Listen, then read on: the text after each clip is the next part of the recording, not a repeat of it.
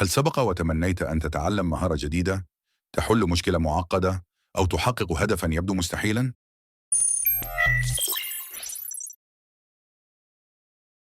في هذا العصر الرقمي المتقدم، أصبح الذكاء الاصطناعي أداة قوية يمكنها مساعدتك في فعل أي شيء تقريبا. تعلم لغة جديدة أو إنشاء مشاريع مبتكرة. الذكاء الاصطناعي هو المفتاح الذي يفتح أبوابا لا حصر لها.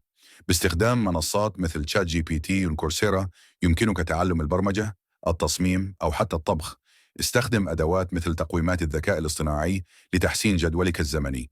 أيضا منصات مثل جرامرلي وكويلبوت تساعدك على تحسين جودة كتابتك. تستطيع إنشاء نصوص، صور أو حتى مقاطع فيديو باستخدام أدوات مثل دال A ورون واي ام ال. أولا، حدد هدفك. فكر فيما تريد تحقيقه. هل هو تعلم لغة جديدة، كتابة رواية، أو حتى تصميم تطبيق؟ ثانيا، اختر الأدوات المناسبة. إليك بعض الاقتراحات للتعلم. استخدم خان أكاديمي، دولينجو أيضا للبرمجة، جيت هاب، كوبيلوت، ريبليت. أنصحك أن تكون فضوليا. استكشف واختبر أدوات جديدة. تحل بالصبر. التعلم يتطلب وقتا حتى بمساعدة الذكاء الاصطناعي. شارك تجربتك. انضم إلى مجتمعات متخصصة وشارك تقدمك.